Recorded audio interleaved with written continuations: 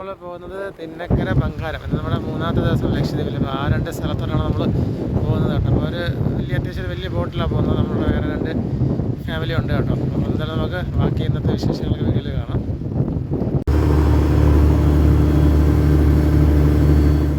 ബീച്ചിലാണ് കേട്ടോ. ഇവിടെ തന്നെ ഇതൊക്കെ ഒരു പ്രൈവറ്റ് ടെൻ്റാണ്, നമുക്ക് താമസിക്കാൻ പറ്റത്തില്ല. ഇവിടെ ഏതോ പ്രൈവറ്റ് ഗ്രൂപ്പ് എടുത്തേക്കുന്ന അവരുടെ പ്രൈവറ്റ് ആയിട്ടുള്ള ടെൻറ്റുകളാണ്. ടെൻറ്റ് പോലെ AC വർക്കൊക്കെ നടന്നുകൊണ്ടിരിക്കുന്നേ ഉള്ളൂ കേട്ടോ. പ്രൈവറ്റ് എടുത്തേക്കാണ്, വർക്ക് കഴിഞ്ഞിട്ടില്ല. അപ്പോൾ ഇവിടെ എല്ലാം ഇത് അറേഞ്ച് ചെയ്ത് തരുന്നുണ്ട്. ഇതാണ് കേട്ടോ സംഭവം. ഇതെല്ലാം പ്രൈവറ്റ് ടെൻറ്റുകളാണ്. എനിക്ക് ഏകദേശം 50 ടെൻറ്റുകളും ഉണ്ട് കേട്ടോ. പിന്നെ നല്ലൊരു എക്സ്പീരിയൻസ് ആണ് കേട്ടോ ഈ ബീച്ചിൻ്റെ ഇവിടെ വന്ന് ഇങ്ങനെ താമസിക്കുന്നത്.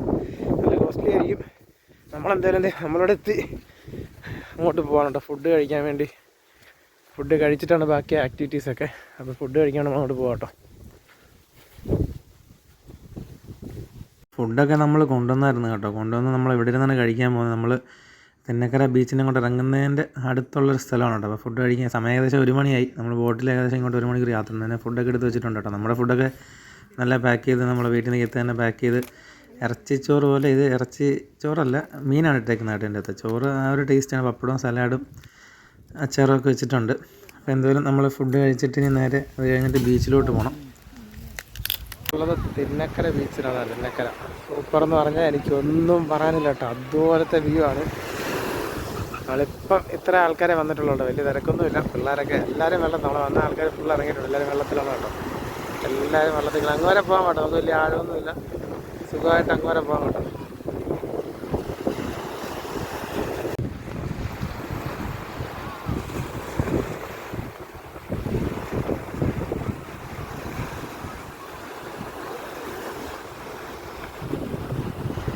മൊബൈലിലൊക്കെ കാണുന്നതിനെക്കാട്ടിലും ഒരു 10 ഇരട്ടി കിടിലാണ് കേട്ടോ ഇത് കാണാനായിട്ട്. മൊബൈലിൽ കാണുന്നൊരു ഫീലല്ല കേട്ടോ.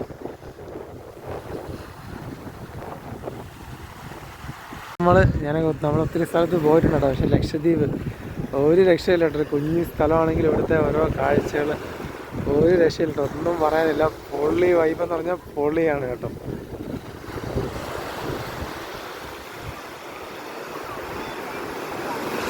ഇനി അടുത്ത നമ്മൾ തിന്നക്കരയിൽ നിന്ന് ഇറങ്ങിയായിരുന്നു കേട്ടോ. ഇറങ്ങി അടുത്ത സ്ഥലം നമ്മൾ സ്നോർക്കലിങ്ങിനാണ് പോകുന്നത്. അപ്പം ബോട്ടിൽ കയറിയിട്ടുണ്ട് കേട്ടോ. ബോട്ടിൽ കയറി അങ്ങോട്ടാണ് പോകുന്നത്.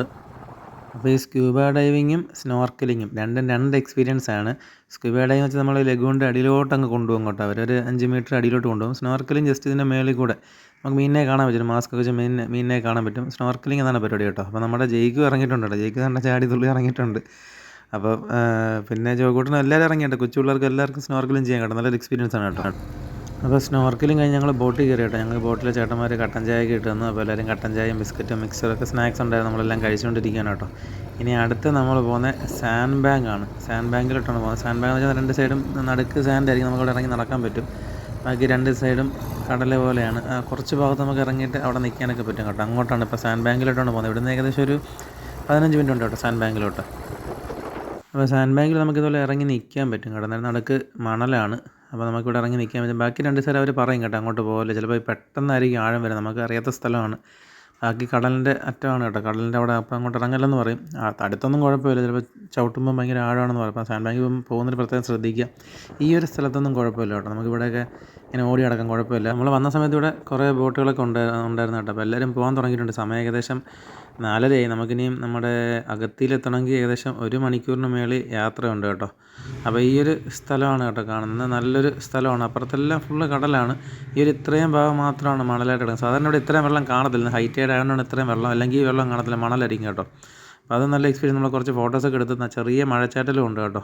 അപ്പോൾ എന്തായാലും നമ്മുടെ ബോട്ട് ഇവിടെ എല്ലാവരും പോയി കേട്ടോ. നമ്മുടെ ബോട്ടിൽ വന്ന ആൾക്കാർ മാത്രമേ ഉള്ളൂ. ബാക്കി നമ്മൾ വന്ന സമയത്ത് 5-6 ബോട്ടിലുണ്ടായിരുന്നു. എല്ലാവരും പോയി. അപ്പോൾ നമ്മുടെ ബോട്ട് മാത്രമേ ഉള്ളൂ കേട്ടോ. സമയം ഏകദേശം 4:30. ഇനി അങ്ങോട്ട് വൈകുന്നേരം ആകുമ്പോഴും മഴയൊക്കെ യാത്രയും കുറച്ച് ബുദ്ധിമുട്ടാണ്.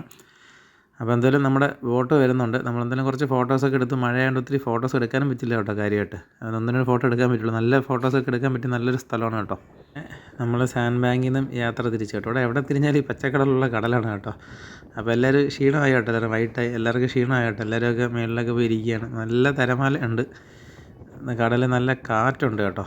നല്ല ഇതുമുണ്ട് കേട്ടോ. ബോട്ട് നമുക്ക് അത്രയും സ്പീഡിൽ പോകാൻ പറ്റത്തില്ല. ബോട്ട് ആടിയിൽ നിന്നാണ് നല്ല പേടിയാവും. എന്തായാലും ഇനിയിപ്പോൾ നമ്മൾ ഇവിടെ നിന്ന് അകത്തിലോട്ട് യാത്ര തിരിച്ചു കേട്ടോ. എന്തായാലും നാളെ ഒരു ദിവസം കൂടെ ഉള്ളൂ എന്നൊരു വിഷമമേ ഉള്ളൂ കേട്ടോ. നാളെ നമുക്ക് രാവിലെ വരെ നിൽക്കാൻ പറ്റുള്ളൂ. രാവിലെയാണ് നമ്മുടെ ഫ്ലൈറ്റ് കേട്ടോ. അപ്പോൾ എന്തായാലും നാളെ രാവിലത്തെ കുറച്ച് വിശേഷങ്ങളായിട്ട് നമുക്ക് നാളെ കാണാം.